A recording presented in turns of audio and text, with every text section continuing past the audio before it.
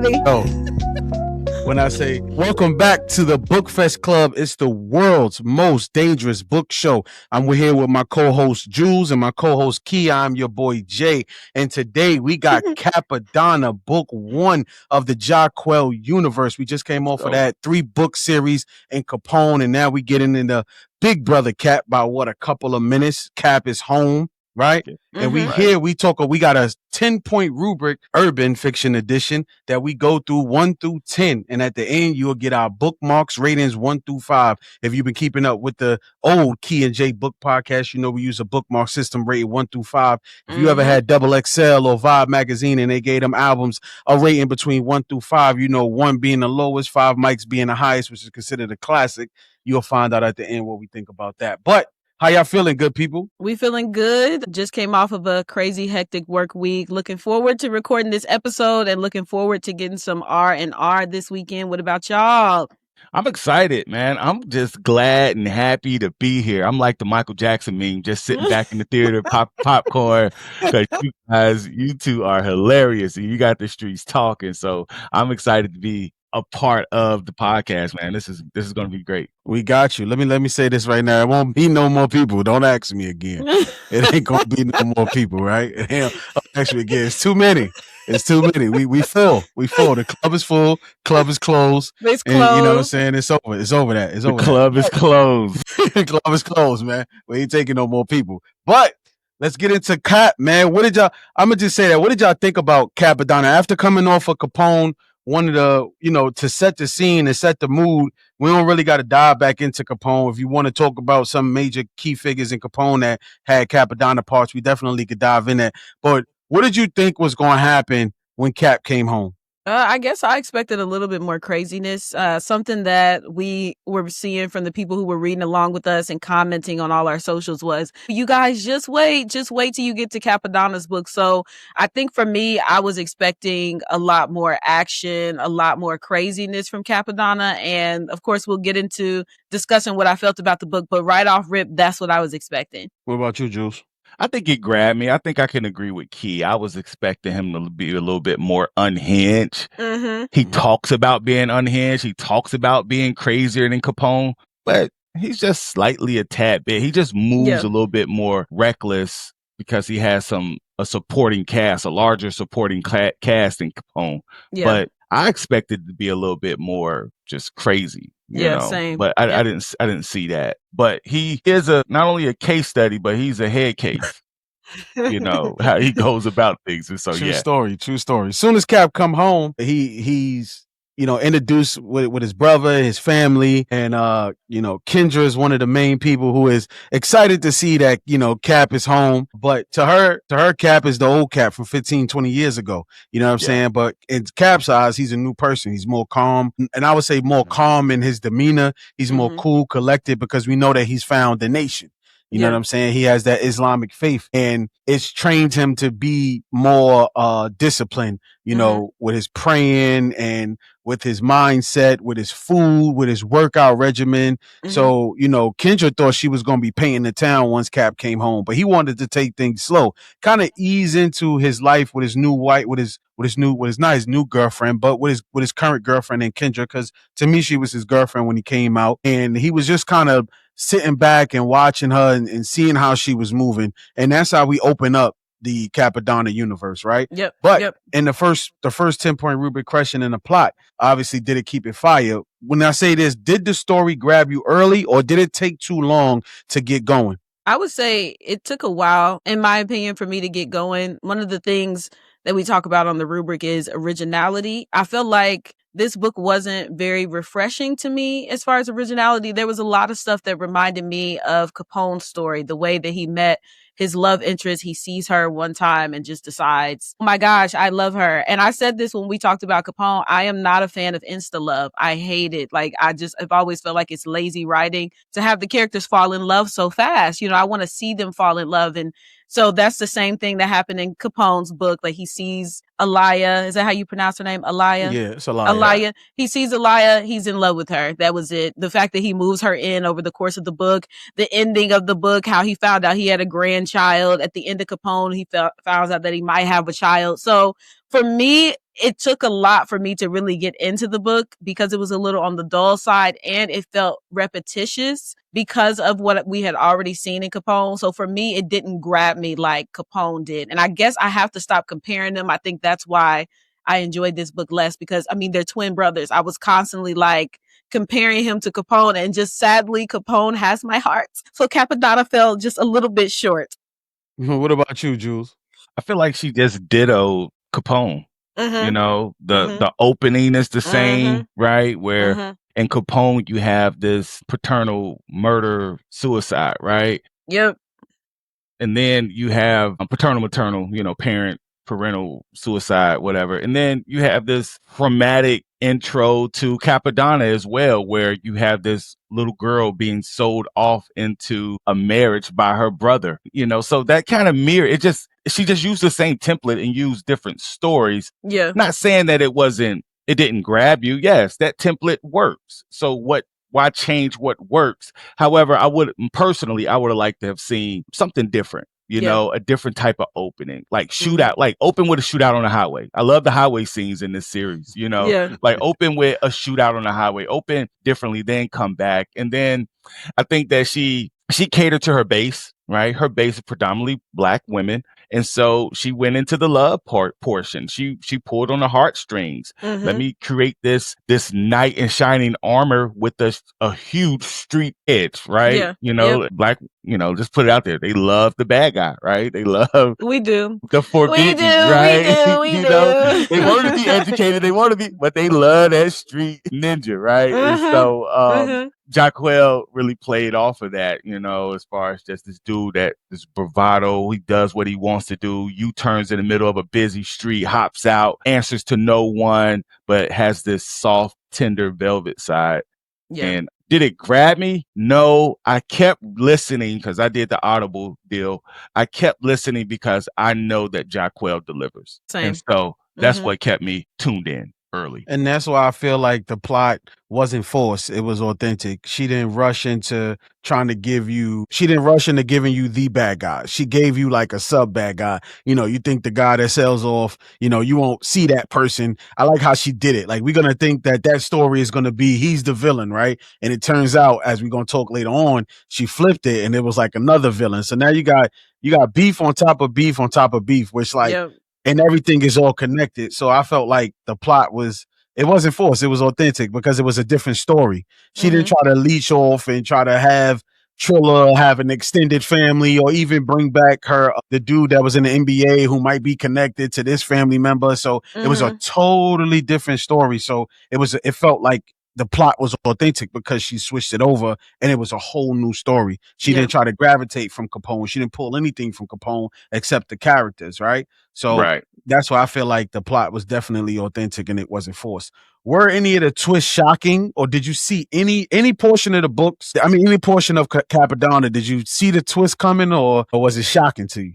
I don't think any of the twists were shocking to me. Like, it wasn't anything that happened that was like, oh my gosh, you know what I mean? Because we had seen it before in Capone, which is kind of what I said in the beginning. A lot of it felt like a repeat. I will say it surprised me that Kendra actually got engaged to another man, but her cheating on Cappadonna didn't surprise me. Us getting to meet the people she was cheating on him with did not surprise me, you know? So even the end, when the scene happens where Cappadonna finds out that Amy, who is Ace's little sister, is actually, she had his grandchild. Even that wasn't like, because I mean, some of the same thing happened in Capone.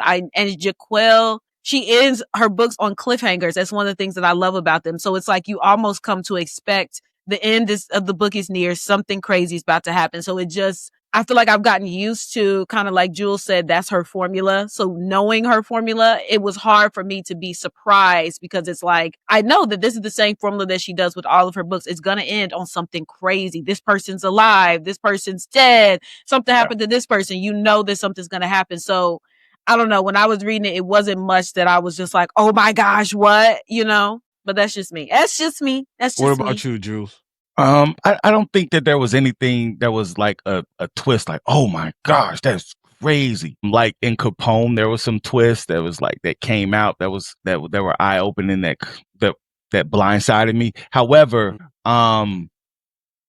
I was curious more so of how they were going to play in the faith component, Yeah. the Islamic faith. And, when Alaia left home, she was just this, 16, I think she was 16, 16-year-old girl Yep. that was trying to make her way into college. And then when she comes into the picture in Cappadonna, in the Cappadonna series, she's a Muslim. She's a woman. She's hurt, right? And so I was just curious how they were going to weave that fabric in, knowing that Cappadonna had converted into Islam and what have you. But I was just wondering how they were going to fit this faith piece in, knowing that this is a violent series, right? There's a lot of violence in it. And so I saw that as a point of contradiction. I did too. Here you are waking up in the morning, praying every day, but going and right? choking niggas out the next Choking, day. Yeah. slapping, shooting cats in the forehead. Like, what are we doing? You know what I'm saying? You selling dope.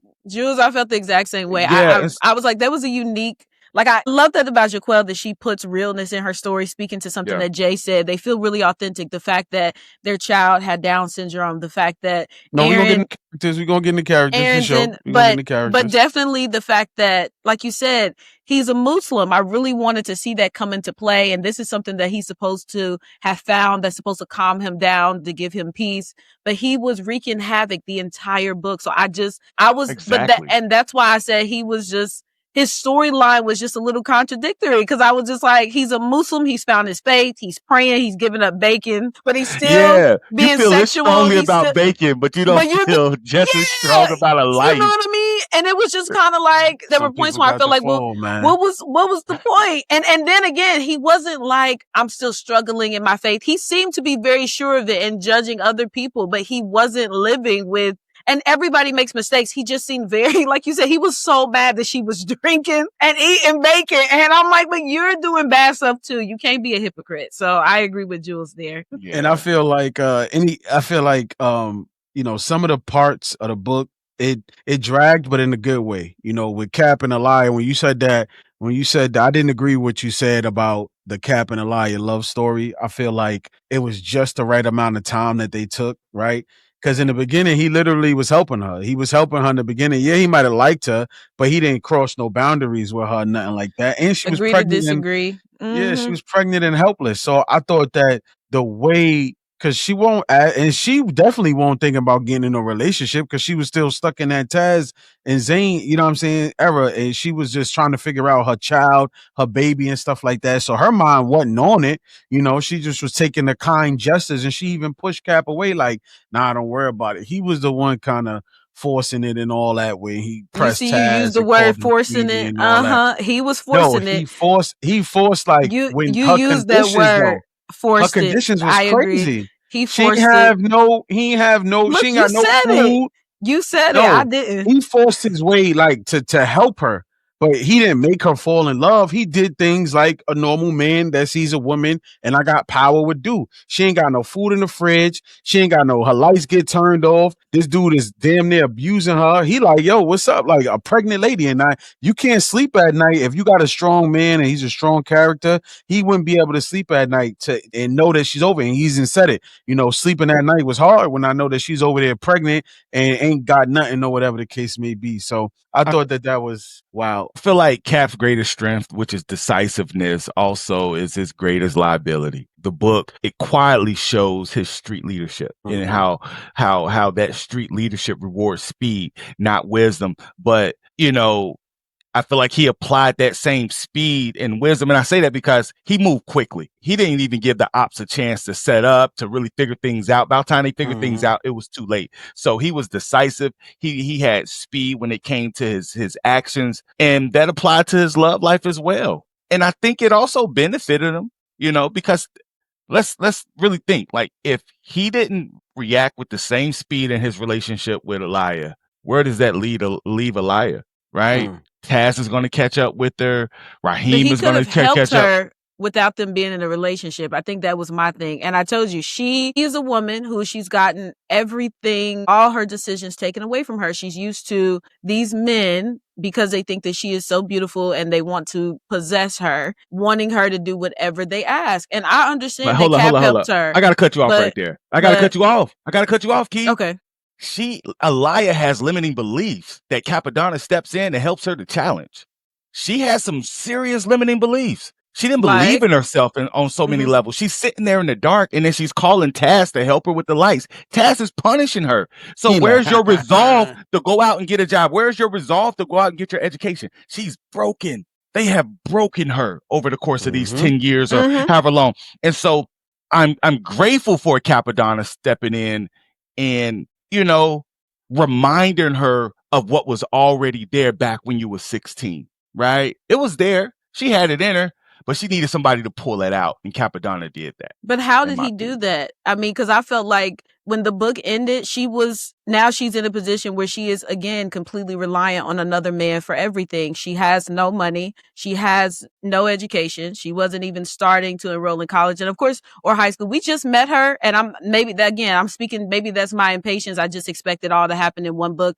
But that's where I saw it. Him helping her was never the problem. I love that she has somebody that stepped in for her and like, hey, you don't have to worry about anything. But it wasn't, I'm going to help you without me attaching any kind of relationship to it. From the very beginning, you're mine, my baby, my woman. I'm going to take care of y'all. And then he's helping her. And as a woman who's been an abuse victim, look at how these things look. He's helping me and he's getting me out of this situation while also telling me that I am his woman. I belong to him. And that is how Cappadonna is. Capone is very possessive too. Don't get me wrong. They both have this possessiveness that's sexy in a way because you want your man to feel like, no, you're my woman, like you're mine. But I think about who Alaia was as a person.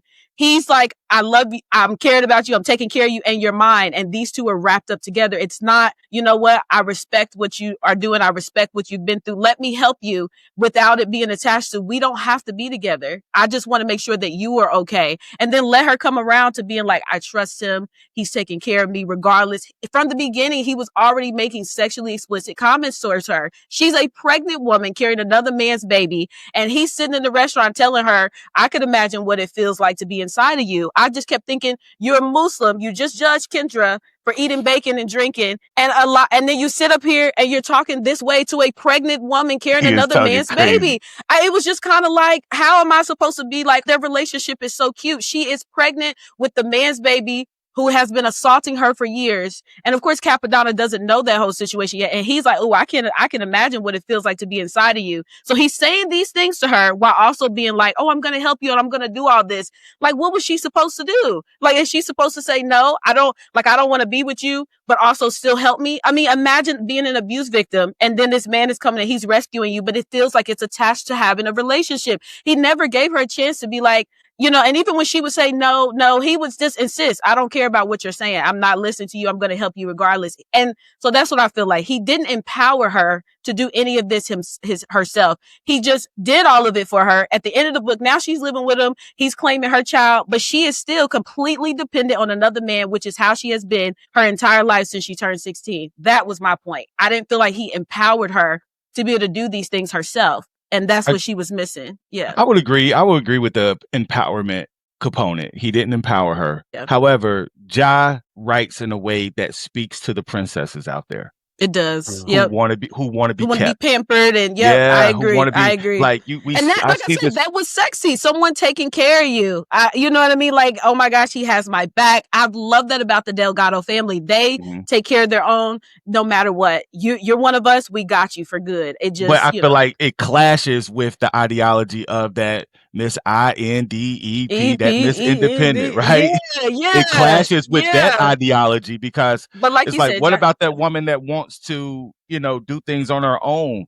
What happens to the woman that wants to be educated, right? Where are the empowered women outside of Capri in this marriage? Even going down to the Delgato parent, the mother Delgato, Mama Delgato, it just seems like we don't see a lot of women who are standing on their own too and are proficient on their own. right? They can But that's stand why I alone. respected Erin so much when she did not want to give up Codependency. her bus job, because I Yeah. see, like, she's very like, I don't care how much money that he has, I have to make my own because I will not depend on him. The gifts that she does for him are more thoughtful. She doesn't want to Yeah. use the money that he gives her to go out and buy him gifts. She's always thinking outside the box. Even with the money they have, he still talks about how she clips coupons. And I'm not saying that there's anything wrong with being a kept woman. That's an amazing thing. Your man says, I don't want you working. You don't have to work. But I think that's why I liked Erin so much, because even while Capone is trying to spoil her, she is very resistant to that. She feels like, I have to cook, I have to clean, I have to earn my keep because I'm not a kept woman. And I do like that Jahquel, like you said, she offers both of those. There's a little bit of, you get that with A little Erin, bit. and then you get that pampered princess feel with Alaia. And I think that that's a really good balance. So that's a really good point you make. Because you get. Oh, go ahead. Go ahead, Jay. Because you got so many women that want to be pampered though. Like you got Kendra, you got Tasha, you got Ra, who are just looking. I mean, for and that don't get me wrong. Like I said, ticket. men are providers. That is not a bad thing. That's an amazing thing. That's one of our many hats. Yeah, I feel like a man who wants to be a provider, that's sexy. A man who's like, I don't want you working. I got it. Even Ace telling Tasha or Kendra, like, he wanted to take care of her. Like, even, I know y'all can't stand Ace, but the men in this book, I will say that they take care of their women. And I admire that. I feel like they throw that out there. Capone and Cappadonna throw that out there because they living in a dangerous world. Yeah. And they can't have their children and their women out there working at wherever, even if it is a law firm. Because that's a liability. It's a liability. Yeah. They will go after your family. They throw that out there. Exactly. So they throw that out there. But I was still like, okay, she's not working at Ross or she's not working for a law firm. Can she not have her own business? Yeah. Like, she just, because this is written in modern day language. Like and now. It takes, now, because the references that Jahquel gives. So that lets me know that this is written like right now in this setting. And so you can have an e-business. You can do something. You could do something. Because my thing is this. Yes, take care of everything. And I'm okay with that. Like, I aspire to retire my wife early, right? However, if my wife still wants to work or still run a business, who am I? To be like, no, you're not allowed to do that. You just sit at home and take care of the family and the kids. And, some women don't want that. So that's why I said you get that with Erin. She is a busybody. She's always like, I'm going to go up to the hospital with Alaia. I'm going to do this. I'm going to do whatever I can. She don't just sit on her ass. And I think that's what paints her differently from Kendra and Tasha. They didn't want to work. They didn't want to do anything but get the money and fuck them in. And that's it. That was their only contribution to the relationship. And I think Alaia even wanting to cook for Cappadonna, like, let me do this. Let me at least do this. You got women but I think that's why I'd be okay with them being taken care of, because they're not lazy women. They got men who are like, relax. Like, I got this, so. Yeah. I agree. That's what's up. They're definitely, I love it, lazy. So what do y'all think about in point 2? Because we was on that point 4. What do y'all think about point 2 with the characters? Were the main characters believable? Did they grow or stay stuck throughout the whole book? Did their decisions make sense based off their life and environment? Who was your favorite character? Who annoyed you? Are the characters, is there any characters that you wanted to see more or get more book time? I want to hear from Jay, because this is such a controversial question for him. Jay, who is your favorite character from the book? That's foul, yo. That's foul. I done had my share. That's why I ain't really saying nothing. He's like, I'm trying to stay out of this. I'm trying to stay out of this. I need them to attack. They gonna get you. I promise you, they gonna get you. When I'm listening, they gonna get your ass. Watch. I'm telling you. When they clip up, oh, it's gonna be crazy. But I would say my favorite character in this book so far was Ace. Ace was the funniest. Ace was the fun. He carried the book. The main protagonist, if you think about like Heath Ledger's Batman's Joker or the Dark Knight Bane, it's like, this is what Ace is, like that annoying Joker character. Like, you can't get rid of him. He's slippery. You know what I'm saying? Like, he got a funny voice, even in the narrator voice. He's mad, like, it's just mad funny. He's not tough, you know what I'm saying? But he played tough, you know, obviously in the club scene. And he think he gonna take over the Cappadonna and Capone streets. For me, Ace was like my favorite character of all. Kendra she annoyed me a lot throughout the book. I felt like if she would have even pretended, damn it, pretend, throw on a hijab or hijab, you know what I'm saying? Pretend, do something. She just really wanted to stay in that stuck environment without paying attention to the context clues that this man was leaving you throughout the whole book, saying, I don't do this no more, I don't do that no more, and stuff like that. So she really, that was one of the characters that I felt like they stayed stuck throughout the whole book. You know what I'm saying? She had no character growth. I feel like nobody really grew. It's only book 1. You know what I mean? I feel like that's definitely a question for book 2.5 when you 3 books because in. we just met them. Right. So, and the same question with the decisions makes sense on the life and the environment. I feel like not yet. We don't know the end result yet. So it's an ongoing book. Maybe in 3, 2.5, 3, we can have those type of discussions. Those are the really 2 that really stick. What about y'all? I have to say my favorite character was Ace too. I thought he was just, I don't even know if she meant to write him so funny, but he was honestly hilarious to me. The way his commentary, the way he would act, the way he would do stuff was just funny. I don't like him. Like, he's going up against the Delgato family, but he was just my favorite from this book because, like I said, any man who's willing, any man willing to go against the Delgatos for the sake of his woman, knowing who they are, I have just this much respect for him because he really was like this is my woman. He's just mad because Kendra don't want him. She wanted to be with me. La la la. He even said that. So I thought. And he out here trying to provide for Kendra, and she here over here dealing with this nigga Cappadonna. Like he was like putting emphasis on a lot of. It was a lot of stuff he was putting emphasis on. What about you, Juice? I say my favorite characters were the characters that it was hard to be them. It was hard to be them, and those 2 characters for me are Alaia and Capella. It was hard to be them because it's hard to be a Delgato. And so to be introduced into the Delgato fold, man, that's asking a lot. Like you got to adjust a lot. And so Alaia, that was the case for Alaia. She had to, Alaia had to, she had to adjust, man. Yeah. She had a lot of people to try to entertain before she came to the point where she says, listen, I'm just going to be me. Yeah. And they're going to have to deal with it. And, luckily, they embraced her, right? Capri embraced her. Aaron embraced her because Aaron know what she was kind of dealing with on the level. But I think another person that it was hard to be was Chubbs, which is Cap's son. I still want to know where he got his nickname. He's not fat. Be around your family and not be able to tell them they're your family. That's an adjustment. It's weird. It's awkward. There's some awkwardness there. And then the dynamic that he had, the relationship with his mom and with his grandma and that side of the family, that was just hard.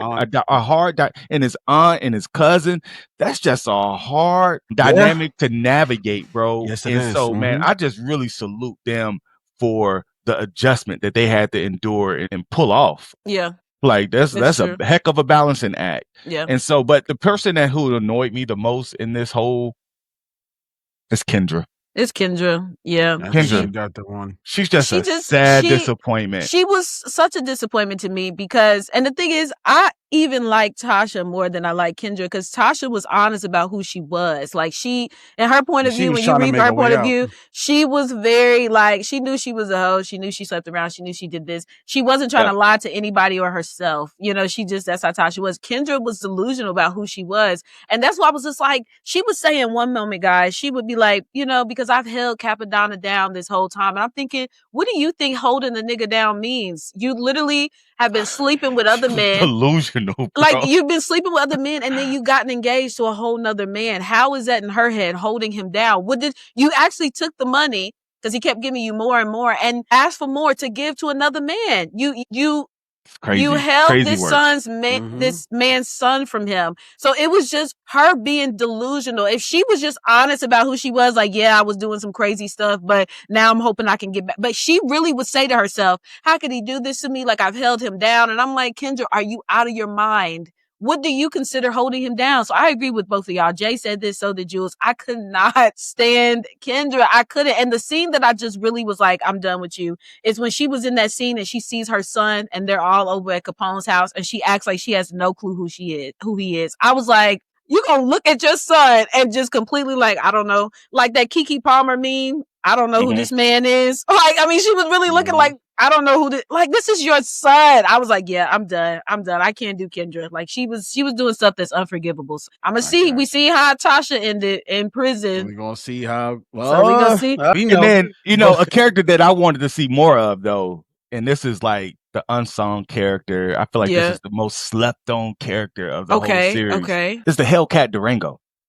The Hellcat is like, it's symbolic, right? It's loud. Yes. It's muscular, right? Dance. It's impossible to ignore, and that's Cappadonna in a nutshell, man. That's true. They referenced it when he would walk into a room. He would captivate the room. Women are turning their heads. They're looking. Men are intimidated, right? Yeah. It mirrors just that modern street mentality. And I love that, the power of the Hellcat Mustang, it has to be seen. It can't be ignored, right? It can't be unheard. It can't be feared. It's like even getting behind it. It's like, you better know what you're doing, right? And so I just feel like it's like this automobile throne of Cappadonna's, right? Yeah. Where he is just, and so I feel like that I wanted to see more of it, to the point where he got a new one, right? He wrecked one, and then he had to, I don't know if we're that far in the book yet, but he ends up getting a whole new one.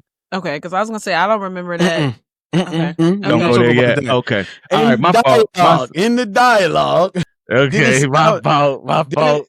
Did the dialogue feel natural or corny? Was the slang, overdone? Was it decent enough?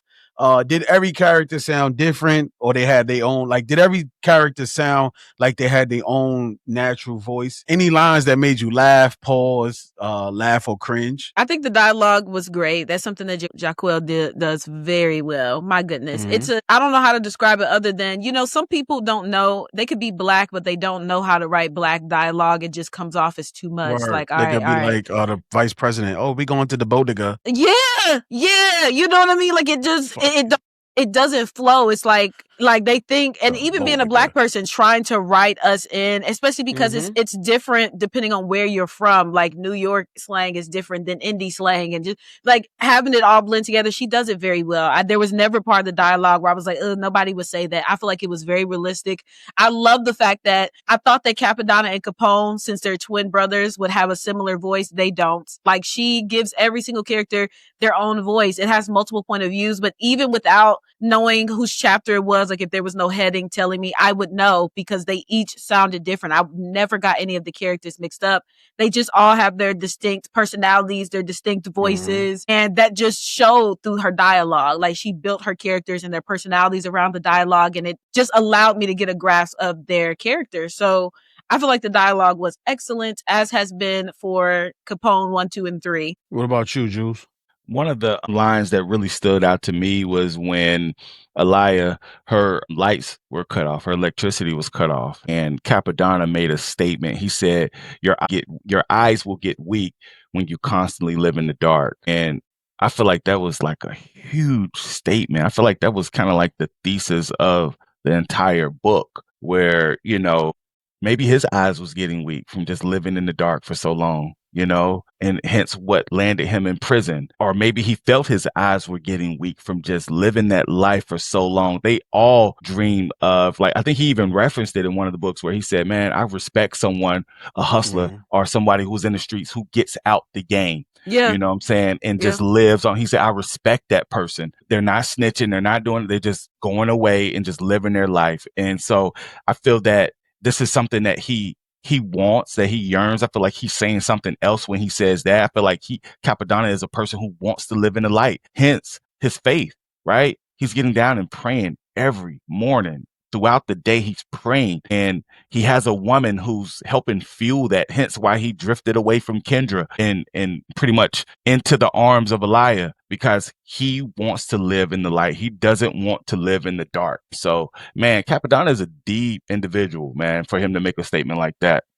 I agree. And then once you move over there, you can, when you say he's a deep individual, that's when you go into themes. It's like, these things that stood out in the book was everything the love, the loyalty, the hustle, redemption. All of these things stood out when you read in Cappadonna because these are the morals and values that stick with him throughout the whole book. He says it anything. He told Amy, well, we ain't gonna talk about that. That's a little too far for you. But he tells people, you got one time. I trust you until I can't trust you, and then you're effing dead. So for him, it was it's black and white. Either I trust you and you're gonna live, or I don't and you're gonna die. You can't live if I don't trust you because I feel like you're gonna come back to me and it's gonna come back to bite me. So I have to neutralize you. And as you get through the book, I mean, I'm already at the end on the book, so I can't really, but I've noticed that as an ongoing theme without getting too far into the book and staying in this book, that becomes a theme. His love, his loyalty, his hustle, you know what I'm saying? His redemption for me. I don't think the book was pulling from no other culture, but because it's our culture.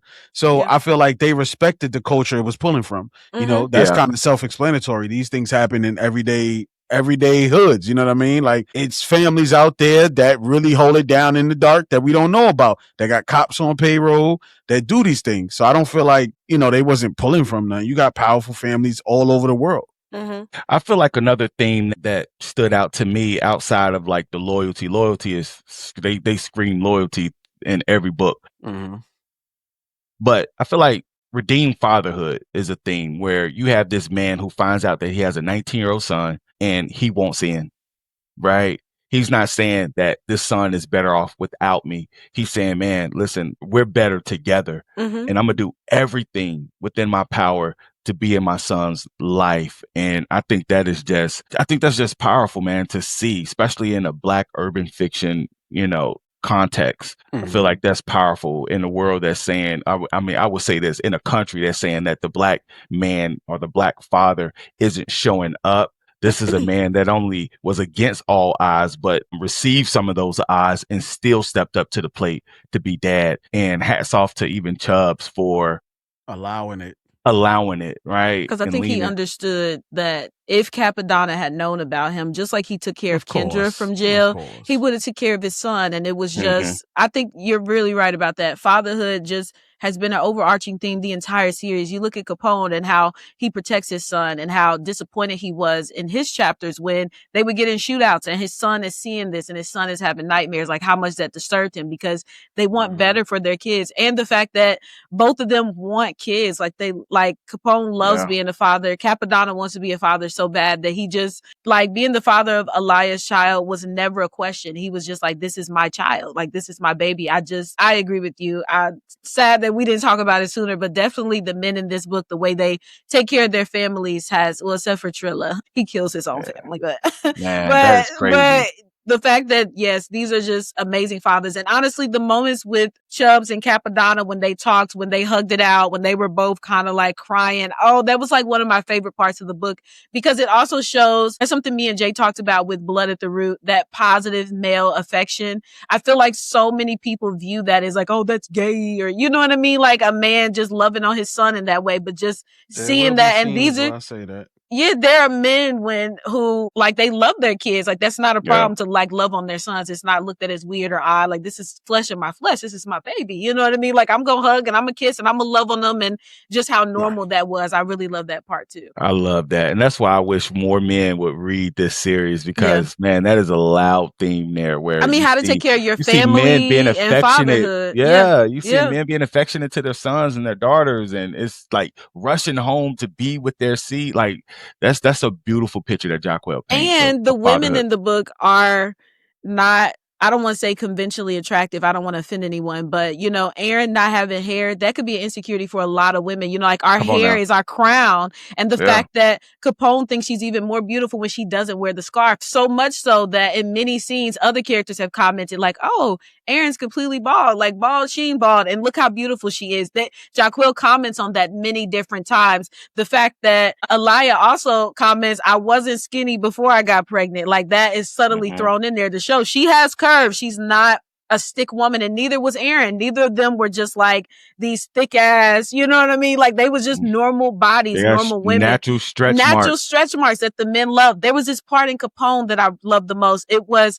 him and Aaron were being intimate, and he was saying it didn't bother him that she didn't have as much experience as him, you know what I mean? And he was just still getting it, you know, and I don't mean to be explicit, but it was just the fact that their love for these women had nothing to do with how sexy they were or like how good they were in bed. They loved the women because up with the trends, or the trends. You know what I mean? These wasn't the hottest women. You see the hottest women, Tasha, Ella, Kendra, and you see the kind of women that they are. And you see that these men typically go after women like that who understand their lifestyles and is in the street. They don't want that. They want somebody different. And these women are, Erin was a bus driver. She wasn't like a social media influencer. You know, she was a bus driver. Alaia was trapped in a relationship with an abuser. And you have these men who see past that. It's like, I love your spirit and I want you to be my woman. I think that was just so beautiful. It made the story feel real. It made the story feel like this could happen to us, you know, even if we're not like living that trapper lifestyle. You know what I mean? Like it just, I love that part. Yeah. So they were drawn to character. They were drawn to them being grounded. Yes. Right. Yes. Yeah. Those were the things that stood out and jumped out to them. Exactly. And then that it wasn't so easy. These women they cared about how they presented themselves and you know what they put off into the, you know, what they advertise. And so man, and they weren't swayed by money. They were not the type of women who were like, you got money, let me do whatever. Like something that Capone loved is he blew Aaron off and she was not trying to give him the time of day after that. And even Alaia, even though I felt like I wanted her to be a little bit more independent, Jay commented this on the live or maybe in this episode that there were times when she told him, no, I don't want you to do this. She was also very reluctant to accept his help because she's not the type to depend on anybody easily. You know, she'd rather just figure it out herself. Like she would say how much she loves her baby. She's going to make a way no matter what. And she never factored in Cappadonna to that, no matter how much help he offered. Because she was like, I got to do it myself. So that is something that I do love about the women. They were trying to be as independent as they could be. Absolutely. For the setting, I mean, I can answer this one. I mean, I don't know if you ever been in New York and been in the night spot scenes, these beauty parlors and stuff like that. I know Jahquel is from the town, so for her capturing it, for me, I could picture everything, you know, from the Gates Avenue block party, because my wife is from Gates, you know what I'm saying, Ralph and Patchen. So for me, just looking up, going all the way down Gates Avenue, knowing that they shut the blocks down, they got the bikes out there, the grills is out there. In this neighborhood, you gotta, it sucks that she does it the way nobody won't know if you're not from there. You can't imagine or envision these spots because you had to walk on these blocks that she's talking about. You know, anything she's talking about that I've been there before, it's stuff that she say like when they on the highway. I know that highway. I've driven down that highway. You know what I mean? So for me, I just look like she definitely captured the city and made the city feel alive. And there was this I can't imagine. They saying it's gonna go international, so we're gonna wait and see, you know, as the book goes on. And I can see why after book 3, why it's going international for sure. And I felt like I was there when it comes to the set. I'm sorry to no, you good. I'm done. Speak over you, but like I felt like I was there at the cookout. I felt like I was there at the cookout, right? I could smell the food. I could smell the food. Making me hungry. For real. She really vividly painted the picture, even when they were on the highway, just the different scenes. At home, I felt at peace. Yep. Right. I felt at rest. I felt in the different scenes that, you know, I felt the scene. I felt what the scene was supposed to provide. Like even, you know, going back to Capone when they saw the intruders on the cam, right? Like my heart started to beat. I visually saw the cam and everything like that. And so, yeah, I've been in New York a few times. I've been in New York a few times, but I haven't been in the neighborhoods like I wanted to. So I need to go there with Paul. Yeah, I told Jay I wanted to move there. Yeah. He told me no. He said, dude, what did you tell me, Jay? He said, do you like sharing your Pepsi with rats? That's it. I was like, I want to go there with Jay, man. We need to go there with Jay, man. I need the Jay tour though. We're gonna go to a book fest in New York. Yeah, and Jay, you're gonna be our tour guy. You're gonna be showing us all the place without the rats. It's rats all over the place. You know what I'm saying? Human beings and animals. But the writing style. Was it just in general, was the writing style smooth or was it sloppy to you guys? Oh, smooth. It's always smooth. I never have thought her writing is sloppy. Even if I don't like the characters, the writing is always very, very cohesive. It flows. Even if the pacing is slow, the writing is always flowed. It's always been good. I said the dialogue is great. I feel like the writing was great. And Jay, this is something I can tell you. There were, from when I read it, very few, if any, grammar errors that I noticed. I literally didn't notice any. No, he's saying that, but I literally didn't notice anything. And even I comment on the previous books, it never takes away from the reading. It's not just terrible. It's just a missing punctuation mark or something. But editing was great. Writing was great. It was great on that front. I listened to it, so for me, I can't. Well, I've read 2 books. I read Capone 2, and I had to read 2.5 because I was out of Audible credits. So I think I did 2.5. I'm listening to 3 now. So I've only done 2. I don't really pay attention to it. I'm not as anal as you are with the book. So for me, I just be reading like I ain't got no, and I'll be so into it. So for me, I just always think that her writing style is smooth. No issues with me there. Everything felt smooth. And all that, it worked for me. It worked for the story. Speaking of anal, I wasn't a fan of the sex scenes. Yo, I thought you was going somewhere. Be like, man, yo, I thought he was going inside somewhere. Hey, yo, bro, I'm just saying, that's like, not how you do it though. Forward past and somebody like, yo, and he like, yeah, speaking of anal, and everybody's gonna be, what? I was thinking that too. Like, where are we going with this? Hey, like. But she's catering to her base. Like, this is kind of like I mean, in Cappadonna 1, was there any sex scenes? They didn't have sex in Cappadonna 1. There was nobody having sex. But when they referred to it, like, I saw the bulge in his gray sweats and stuff like that, I'm just like... No, I think Ace smashed Kendra in there. But I think it was trash. He might have smashed in that book, but it was trash. Okay. I think it was the only ones who had sex or something like that. That's the one thing I can say as a woman, especially someone who's used to reading like urban fiction. It's known for being very, very sexually explicit. But her books compared to what I'm used to when it comes to urban fiction is very tame as far as the sex. Because usually it's a lot more. You hear it, like it's a lot more like sex heavy. But that's something that I enjoyed about her scenes. Like she doesn't rely on sex to build her characters or show that affection. You know, so I do get what you're saying, but I feel like if you've read other urban fiction books, they're a lot worse as far as sex. Even some reviews that I was seeing for her series was that some people wanted more sex, and I feel like she does it the exact amount. Like I like sex scenes in books, but it doesn't have to be just so constant that I feel like, okay, when are we going to get to the plot? And I feel like she alludes to it. She puts it in just enough so we know the characters are doing it and they're doing it well and they're having fun without it overruling the plot. She keeps it sanctified. She gives you just enough because remember the two main characters are married. And what do they say about marriage? You know, you're supposed to keep that sacred in the bed. So she gives you just enough where they might just be flirting and talking about it.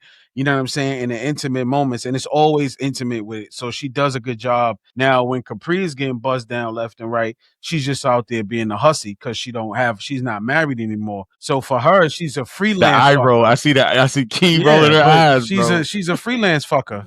Is what we normally say about that type of deal. But so she don't have no, she could get bust anywhere. You know what I mean? Like she has no sacred ground. Bust behind the bar, bust in Delaware, wherever you want to get bust at. Like, cause like she doesn't really have that. I mean, but what does that have to do with anything? Rage bait alert. I just let him talk his shit because we going into emotional impact right now, and it made me feel something. I was definitely her writing style was smooth though. I love her writing. That didn't happen in this book though, Jay. This is Cappadonna 1. I'm still dragging her, but she still had the emotional impact. So I just felt like I was emotionally locked in. Any moment that hit hard with you guys, and did you care about what happened to the characters? And I feel like it probably be going towards the end of the book, but for me, it's the whole Capella situation. If you read the book, you know what happened. You know Capella gets clapped at the end, and that kind of hit hard for me because I wasn't expecting that, and I wasn't expecting, what's gonna happen with the aunt and everything moving forward. What about y'all? Because that was more of an issue for me than anything. I don't know. I just wasn't connected to hardly any of the characters in this book. I'm gonna be honest. I told the pace was a little slow. I had my reservations about Cappadonna, mostly because I feel like he was a hypocrite at certain parts of the book. Sheesh. I wasn't a fan of their relationship because of their age gap, but also just his position in her life in relation to them being in a relationship. He's gonna marry her. She's gonna be 7 years older than his son as his stepmom. I don't know. That whole thing was a little weird. Emotionally, Impact, I wasn't as drawn in and I wasn't really connected to any of the characters ever. Alaia's story always just brought me so much pain and so much sadness. Just thinking about, the fact that her brother sold her and she's begging him, like, in 2 years, I'll be out of your way. I promise, like, I won't cause you any trouble. And he's just like, yeah, anyway, and just sold her. And the fact that I got 5,000 for you. Right. And then she's raped by her husband's friend or cousin or whatever, and then he just gives her away to his brother as if she's property. That's why. So I feel like maybe it was a lot to say I wasn't emotional, because I feel like with her, just her story, it was just, my heart was breaking for her the entire book. And then having this child and not knowing what you're gonna do afterwards, like, where am I gonna go? I'm gonna be trapped with this man, and just her helplessness at certain points. Definitely, I will say, I'll take that back. Her story definitely, like, emotionally affected me. I feel like, what about you, Jules? I ditto everything Key said as far as, Alaia, her situation was just, man, I wouldn't wish that on my op, right? Yeah. Like the trauma that comes along with that. Hold on, Jules. What was that, Jay? Keep going. He said, keep going. I would, man, I don't want nobody. I don't feel like nobody should be sold. I don't feel like people should be sold, and I so, agree. Like, that's just crazy. And then for your own family member to do not it. told. And so, I don't know. And so, I don't know how to, like Jay's I love Jahquel's action scenes. And so I just really, that helped me to really connect with this book, because I do feel like at times it was slow. You already walked us through a love story in Capone. Like, man, we got to walk through another one again. That's kind of how I was feeling. And they felt the same a little bit. Y'all didn't reach the end of 3, bro. I kept listening. But it was just like, what I liked was the shootout with Cappadonna and Aaron in the car. Yep. That was a crazy dynamic. I like how she was ready. She wasn't scared this time. Jay was saying that. I got her, Cap.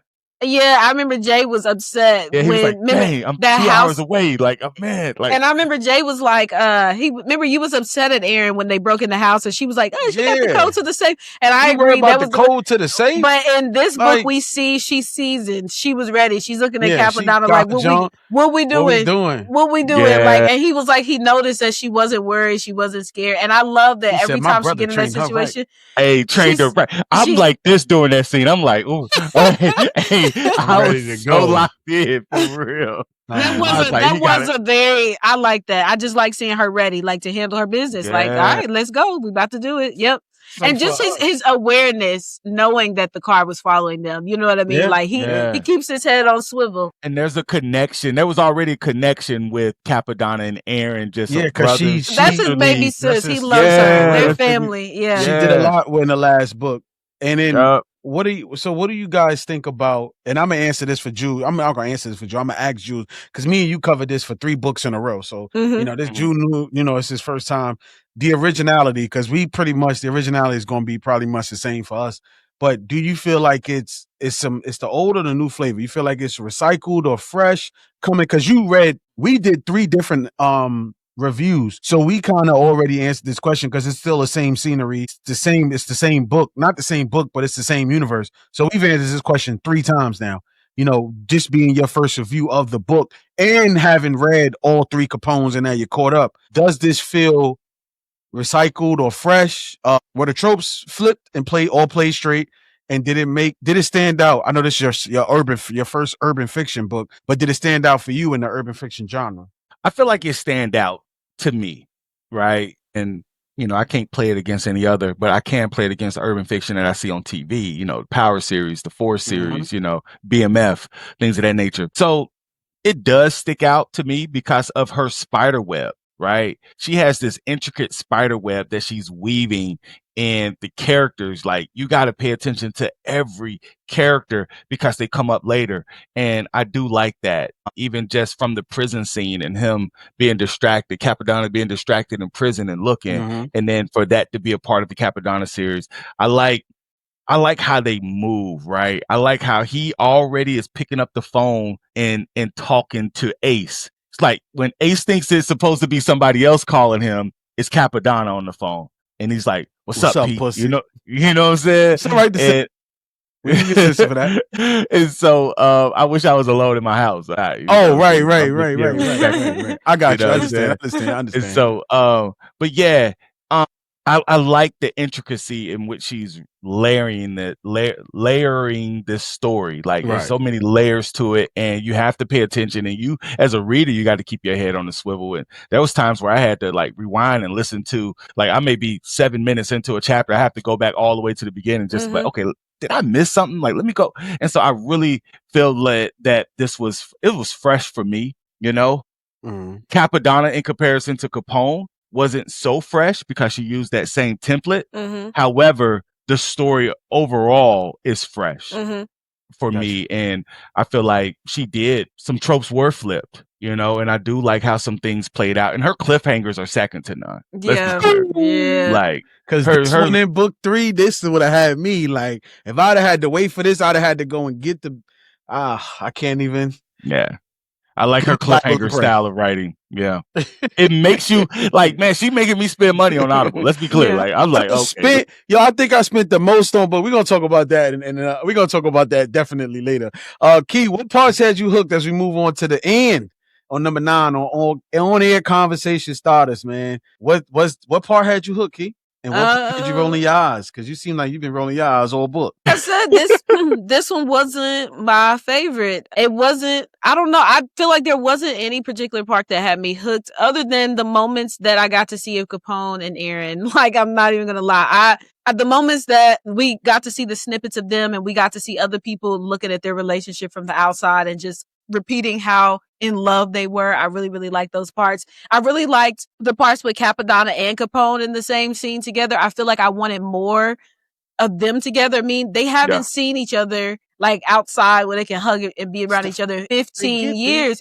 But I'm saying Cappadonna is the calmest man released from jail after 15 years. I mean, reading the book, you wouldn't know that he's been in jail for 15 years because, he didn't struggle with like, he wasn't like, I struggled having all this freedom. What do I do with it? He never talked about that. He never talked about feeling like, what do I do with all this empty space? He acted like he had been in jail for a day or two. So that's why I feel like I just wanted to see more of his emotional impact of like, you've been in jail for 15 years. You didn't see your family for 15 years. And he sees them again and they're just all like, oh, hey, what's up? Hey, it wasn't like, oh my God, nobody's seen this. It comes full circle. So it will. But there were just no moments that just really like hooked me. I'm sorry, in part of this book, it didn't pull me in. There were no moments that really like hooked me, unfortunately. What about you, Jules? I think a part that had me rolling my eyes were just Taz, aka Tweet, right? He's like chaotic, he's loud, he's sloppy, he's ego driven. Like, it's just a representation of just undisciplined manhood, masculinity, and just manhood, man. He made me roll my eyes. And not just him, but all the villains, right? All the ops. I feel like they were just like they weren't on the Delgato level. And that's one thing that I feel like I would have liked to have. They thought they was, but they weren't. They were so sloppy. And it was evident. It was like these villains were the equivalent of like the villains on Scooby-Doo, right? I can't say that. Because here's my thing. When I look at Sopranos, right? Tony Soprano, he has some real ops that can move on his level too. And so he had to be that much more sharper. And that's what locked you into his character more because he overcame, right? I know going into that he's going to be Ace. Ace is too sloppy. He's on coke. He's coke driven, right? And then I'm thinking about Tweety, Taz. Taz, come on, Taz. He's short. Really, you got to trash. Where's your army? You don't got hitters. You don't got an army. You're not going to beat the Delgato family, bro. Right. Like, you got to have another gang. You got to have another gang. They got the Inferno guys and like all these other, and then you got Cromwell DEA family, agents. the Casellis. Like, they too connected. What we doing here, man? Like, this ain't even real. It's no formidable opponent. Practice? What we talking about? Practice. Like, so was this a must read, a cool read? And we ain't even gonna go into the DNF because we all finished the book. For me, it was a must read. I'm pretty sure. Yeah, Keith said, say it. It's a cool read. Yeah, I think it's a cool read. She is tough with hers.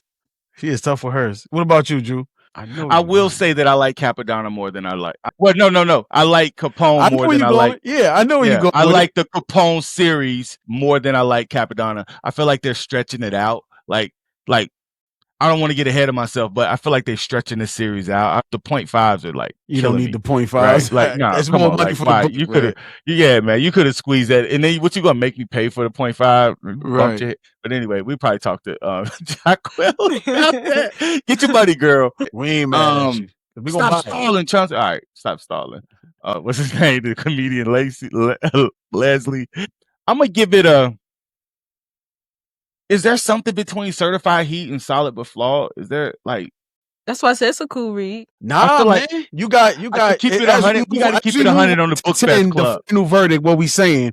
That's what we have right now. So so no, we're on a must read, cool read. It's a cool read. It's definitely a cool read. Okay. Cool read. Okay. Yep. It's a cool read. I got it as a must read, man, because you got to read it to get into the series, right? So with y'all saying that, in the 10th final point in the rubric, what we saying? We saying Certified Heat, solid but flawed, mid, not it. I know we ain't going to the last one, so we doing Certified Heat, solid but flawed or mid. We got to give our real opinions here because it's people that's looking to us, for us, you know what I'm saying? And they want to know what's up. We got to keep it a band. I would say it's mid. That would be my rating. It's mid. And you know what? That's coming off of Capone 1, 2, and 3 being absolute 5 stars. Like, I would give them more than 5 stars if I could. I love them.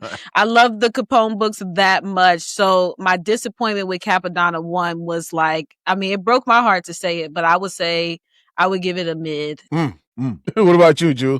I'm going to give it a solid but flawed. And I feel like I just wish it had another template. No, I wish he would have created another template for this. It's the same template as Capone, but it's still Heat. It's still a solid read. I'm gonna recommend it the whole 9. But for you to be Certified Heat, man, you got to be like that. Capone level is a different level, man. Exactly. That's how I felt. I went with solid but flawed too, right? I said it had the only flaws that it had is for me in the book is that we read Capone first. Yeah, that's the only flaw that it was because we read Capone first, and we had so many expectations. It's like when you do trilogies to movies, right? Or Frida, and I'm quick. Frida McFadden, The Housemaid. We know what book 1 and 2 did.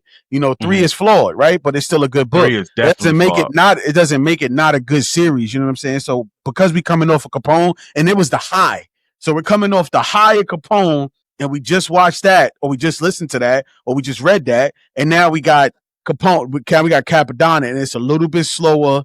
And we thinking Cap coming home because we keep hearing these stories and the comparisons and the comments on Twitch. Brother, wait till you see my brother type deal, and we get there, and it's not yet what we think. And we're only talking about Cappadonna book 1, okay? So when I look into that, when I look into the camera, and I hold your hand real tight because I don't want y'all to fight me. We're just saying for Cappadonna book 1, because you got to say it for the people that had because they may think we're thinking the whole series. 4 kids in their class, right? Because they don't grasp it as fast as everybody else. So you wild, Dave. I'm just saying, man, it is what it is. We just talking about book 1.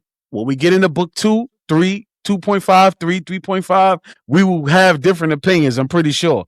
But for Cappadonna, we all chose solid but flawed.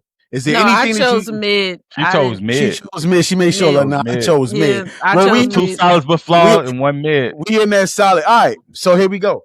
Right, we know we do our bookmark system. I already said it. I'm gonna go 3.5 on the bookmark scale. Key, what you doing? I did 3 out of 5. Okay, what you doing, Jules? I give it a 3 as well. So we all in the same realm. It kind of has some letdown. It has some letdown. Like TikTok was saying that it was one thing, and Yeah. And I'm like, I'm still waiting. Well, and for me too, in the beginning, this is also what contributed to my review. If you read the beginning, like the dedication, she says something like, remember that Cappadonna and Alaia's story is their own story. It's completely different. She says something like that in the beginning. And so when I read it, I was expecting something completely different. And what I got was kind of like what Jules said. It was that same template changing some details. So I think that contributed to my rating is I was just disappointed in how similar it was to Capone's. I just wanted something a little bit different. And that was because that was in the beginning of the book. It was said that this story is different and it just wasn't different enough for me to enjoy it. Coming off the back of 5-star reads, Capone being every single book, you know. She really loved Capone. I did. I mean, books 5. I love them. God damn. Every book was a J, 5J. Cappadonna so much Zeddy. All 3 books, bro. I That's went through my it with her. man. That's my crazy. man. I love me some Like, she Capone. in the thing like That's my book crush. I'm like, yo, this girl is crazy. She like, fuck that nigga. He FD y'all. I'm like, yo, this girl is crazy. I'm only seeing what the video said, not me. my God. I didn't say it. The video. It was the video. It was Go the back video. and watch that. Go back and watch that review if y'all haven't. Go watch the video. That's my man. I'm sorry. It's my man. Hey, y'all got our first review. But I I hope we get it. didn't. I hope But we I didn't feel like- for no feathers, man. But real quick, Jay, before we Nah, close you up, good. man, like I feel like Jahquel set Capone and Cappadonna up to be the rescuer Yeah. in both relationships, right? So there has to be some type of trauma there so For that I them could to come rescue in and play and help rescuer. them. Mhm. Yeah, and To play hero. Captain Hero. Yeah. Yeah. And so I'm thinking like if Alaia would have came from a great family, nice background, the right side of the tracks, whatever that is, right? Like there would be no There'll be no setup meaning to for it, there to be a rescue. You Yeah, know, it would have been a that's boring true. story. And so I feel like that's her. She stuck to her recipe. She Yep. stuck to her template. Yep. And I feel like I don't know, it was a bit of a letdown. I Yeah. would have liked for it to have been totally different. We all in agreement, man. This is just book 1 of This Cappadonna. is just book 1. We'll be back probably like in another week or 2 with book 2 of with book ain't a 1.5. So book 2 of Cappadonna, and hopefully we have some different opinions as the story moves on and more things start to unfold in the Jahquel universe. Any last words before we get out of here from anybody? Other than just thank y'all so much for joining us on live and always conversating with us about it. That's like the most fun I've ever had, is just talking to people about how much I absolutely hate Naheem. So thank you. No doubt. Big nah. Anything for the people, Jules? Man, I'm just grateful and just excited to be a part of the team, man, and back in the saddle, back in front of the mic, and Yes. man, Yes. giving some people some quality reviews and reading some great books. Yep, absolutely. Yeah. Well, shout out to the crew, man. It is the world's most dangerous book show, the Bookfest Club with Key, Jules, and Jay. And until next time, we are out of here. Peace.